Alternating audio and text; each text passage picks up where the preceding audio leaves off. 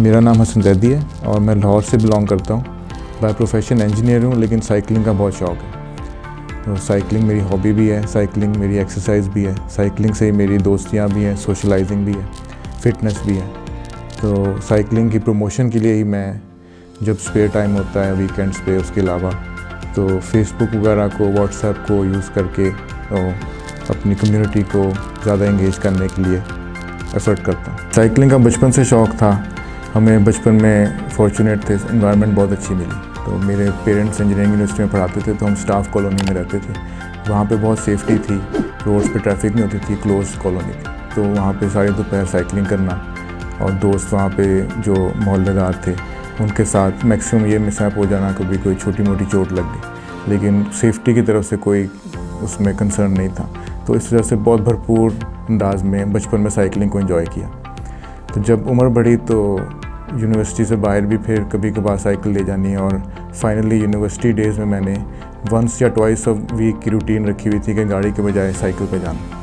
तो वो मेरा आना जाना होता था 26 किलोमीटर्स, 13 किलोमीटर्स का फासला था घर से यूनिवर्सिटी का मेरी। मैं लम्स में पढ़ता था, तो उसको मैं ट्वाइस अ वीक साइकिल पे कवर किया करता। तो ये वही दौर है 2007, 8, 9 वाले साल, जबकि फ़ेसबुक और यूट्यूब भी बड़ी क्विकली जो है टेक ओवर कर रही थी टेक्नोलॉजी में। तो उस वक्त एक ग्रुप बना साइकिलिंग का, क्रिटिकल मैस लाहौर के नाम से। इस नाम के ग्रुप दुनिया भर में भी थे और लाहौर में पाकिस्तान में पहले बनाई बाकी शहरों के निस्बत। तो उसको ज्वाइन किया, और अब क्योंकि इस बात को मोर देन 10 ईयर्स हो गए या 12 ईयर्स हो गए, तो अब सिंस दैट टाइम अब मैं जो एक्टिव मेंबर्स हैं उस ग्रुप के, उनमें सबसे पुराना हो चुका हूँ।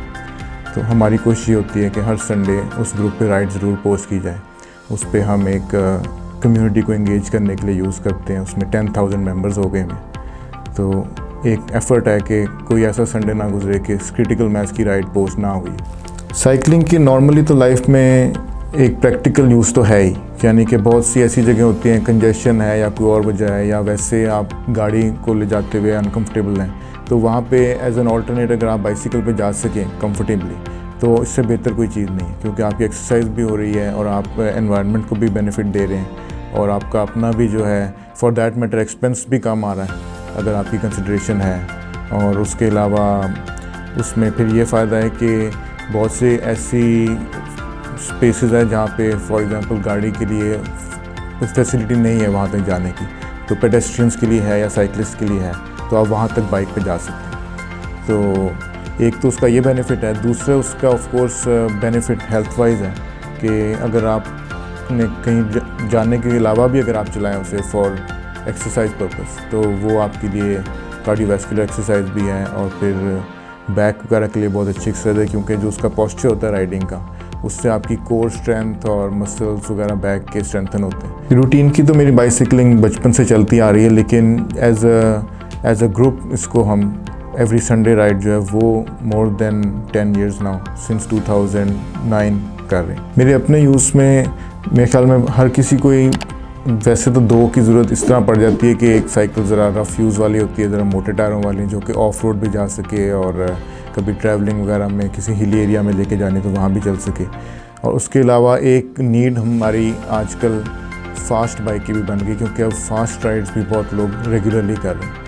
तो जो फास्ट चलने वाली साइकिल होती है उसमें खुसूसियात जो हैं वो थोड़ी सी मुख्तलिफ होती हैं। उनके टायर पतले होते हैं, थोड़ी सी अनकम्फर्टेबल हो सकती हैं वो, लेकिन स्मूथ रोड पे कुछ फ़र्क नहीं पड़ता, और थोड़ी सी डेलिकेट भी ज़्यादा होती हैं, क्योंकि उसकी फिर हर चीज़ जो है वो नाजुक होती है। उसकी ब्रेक्स भी नाजुक हैं, उसका फ्रेम भी नाजुक है, उसकी वैसे टायर पतला होने की वजह से ग्रिप वगैरह भी रोड के अलावा स्लिपरी हो सकती है। तो इसी कंसिड्रेशन से मैंने भी बेसिकली तो मेरे रूटीन के यूज़ में 2 बाइक्स होती हैं, लेकिन क्योंकि हॉबी है, शौक़ है, तो वो फिर घर में जो और अफराद हैं कोई उनके लिए ले ली, कोई ज़रा लेडीज़ टाइप है, कोई ज़रा छोटे बच्चों के लिए व्हील्स छोटे हैं, वो एक है रोड बाइक है, तो कुछ अपने लिए ही फिर एक स्पेयर भी ले ली कभी। हमारी जो ज़्यादा मेमोरेबल राइड्स हुआ करती है ना, वो हम फिर फोकस करते हैं विंटर सीज़न में, क्योंकि समर में टाइम लिमिटेड होता है, 5 से 7 तक की हमारी स्लॉट होती है कंफर्टेबल टेम्परेचर की। फिर उसके बाद गर्मी बढ़ जाने की वजह से कोशिश होती है घर वापस जाने की। तो विंटर्स में पूरा दिन होता है हमारे पास, तो फिर हमने उसके लिए ज़रा जो एलेबरेट राइड्स हैं वो बचा के रखी होती हैं इस विंटर सीज़न के लिए। उसमें मैं मिसाल दूँ तो सबसे ज़्यादा टर्नआउट आमतौर पे 14 अगस्त की राइड पे हुआ करता है। वो एक जज्बा है लोगों का, आवाम का। तो वो राइड हम जो है शॉर्ट रखते हैं, फैमिली ओरिएंटेड। उसमें हमारी कोशिश होती है कि बच्चे भी पार्टिसिपेट करें, फैमिलीज आएँ, तो टर्नआउट होता भी ज़्यादा है। और वो आमतौर पे लिबर्टी से हम स्टार्ट रख लिया करते हैं क्योंकि सेंट्रल लोकेशन है। तो वहाँ से हम राइड करके जाते हैं अक्सर लॉरेंस गार्डन, और वहाँ पे हम नेशनल एंथम गास के तो उसको पे वो डिस्पर्स हो जाते हैं।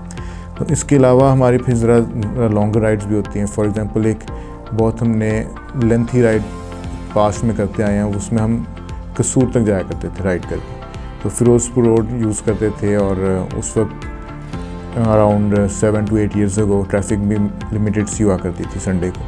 लेकिन अब वक्त के साथ ट्रैफिक काफ़ी बढ़ गई है, तो हम उसको ज़रा अवॉइड करें राइड को सेफ्टी कंसर्न्स की वजह से। लेकिन वो होती थी 125 किलोमीटर की राइड। तो ये सारी हमारी मेमोरेबल राइड्स हुआ करती हैं। और इनमें से मेरे नज़दीक एक हमने लास्ट ईयर इवेंट कराया साइकिलिंग रेस का, क्योंकि बहुत ज़्यादा इंटरेस्ट था। आम तौर पे लोग हमसे पूछते थे कि जी रेस हो रही है, हालांकि वो साइकिलिंग में के बारे में इतनी नो हाउ उनको नहीं होती लोगों को, जो जब हम एज ए ग्रुप रोड पे जा रहे होते हैं। लेकिन लोग हमसे फिर भी ये पूछा करते थे सवाल। तो इसको मद्देनज़र रखते हुए हमने एक रेस का इवेंट ऑर्गेनाइज़ किया लास्ट ईयर 2020 में। उस पर काफ़ी अच्छा रिस्पॉन्स आया, और वो मेरे लिए पर्सनली काफ़ी एक स्पेशल और मेमोरेबल इवेंट था। साइकिलिस्ट को फ़र्स्ट ऑफ ऑल अपनी सेफ्टी के लिए कॉम्प्रोमाइज़ नहीं करना चाहिए। तो सिर्फ थोड़ा सा टाइम बचाने के लिए अगर वो हेलमेट घर छोड़ दे या ग्लव्स ना पहने, या कोई सिग्नल है, ट्रैफिक सिग्नल है, रिस्क नहीं लेना चाहिए। कई दफ़ा कोई फास्ट व्हीकल आ रही है तो काफ़ी डैमेज कॉज कर सकती है। तो मेनली तो एज नॉन प्रोफेशनल जो साइकिलिस्ट जो एज अ कम्यूट यूज़ कर रहे हैं या फॉर सोशल पर्पज़ यूज़ कर रहे हैं साइकिलिंग को, या एज अ हॉबी या एज रिक्रिएशन यूज़ करें, उनको मेरा ख्याल है इस चीज़ पे कॉम्प्रोमाइज़ नहीं करना चाहिए कि वो कोई सेफ्टी का एस्पेक्ट जो है उसको ओवरलुक होने दें। गवर्नमेंट को मेरा ये मैसेज है कि अनफॉर्चुनेटली मैंने ऑब्ज़र्व किया है कि पिछले 10 साल में पोल्यूशन बहुत बढ़ा है।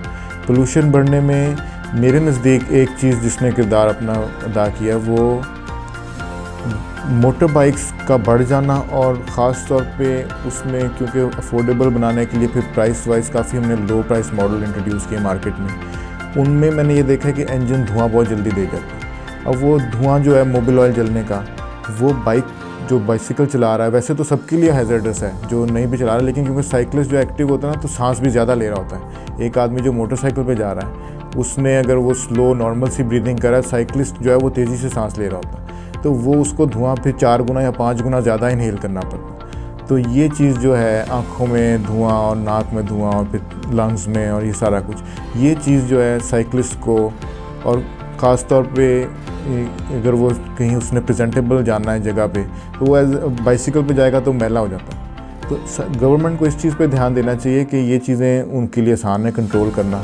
कोई भी व्हीकल जो कि विजिबली काफ़ी ज़्यादा पोल्यूशन एमिट कर रही है, उसका स्ट्रेट अवे चलान करना चाहिए।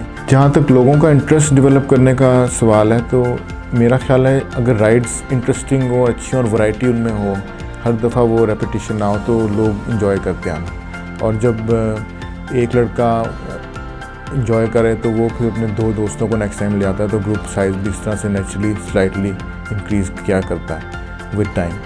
तो उसमें हमारी कोशिश ये होती है कि राइड्स को नई से नई और बेहतर से बेहतर उसमें हम रूट्स आइडेंटिफाई करें और उनको ज्वाइन करें। 2020 में हमने एक नया ट्रेंड देखा कि जब ट्रैफिक और पोल्यूशन चंद महीने के लिए लॉकडाउन की वजह से बिल्कुल एलिमिनेट हुआ, तो बहुत ज़्यादा साइकिल्स की सेल भी हुई और बहुत ज़्यादा लोगों ने नई एक्टिविटी को ज्वाइन किया साइकिलिंग। उस वक्त हमने ये भी फील किया कि क्योंकि अब क्राउड बहुत बड़ा हो गया, तो फिर हमें स्पॉन्सर की नीड भी महसूस हुई, ताकि हम कम से कम बेसिक जो उनकी रिफ़्रेशमेंट्स वगैरह उनको सर्व करें, ताकि एक अट्रैक्शन और लोग आएँ तो उनको अच्छा लगे कि अच्छी एक्टिविटी हमने ज्वाइन की। तो उसमें पार्क बाइसिकल के हमें बहुत एडवांटेज हुआ। उन्होंने एक बड़ा अच्छा स्टेप लिया है जिसमें प्रमोट कर रहे हैं बाइसिकलिंग को, और लाहौर में उन्होंने डिफरेंट ऑर्गेनाइजेशंस के साथ इन टच आके और बेहतर से बेहतर इवेंट्स को सपोर्ट किया और स्पॉन्सर किया, और नई फैसिलिटीज़ अपनी वेबसाइट के थ्रू और अपने यूट्यूब चैनल के थ्रू दे रहे हैं। parkbicycle.com की सपोर्ट साइकिलिंग कम्युनिटी के लिए हम सबको बहुत पसंद आई है, और हमारी आपसे रिक्वेस्ट है कि आप इस वीडियो को भी लाइक कीजिए, पार्क बाइसिकल के चैनल को सब्सक्राइब कीजिए और keep loving keep supporting parkbicycle.com।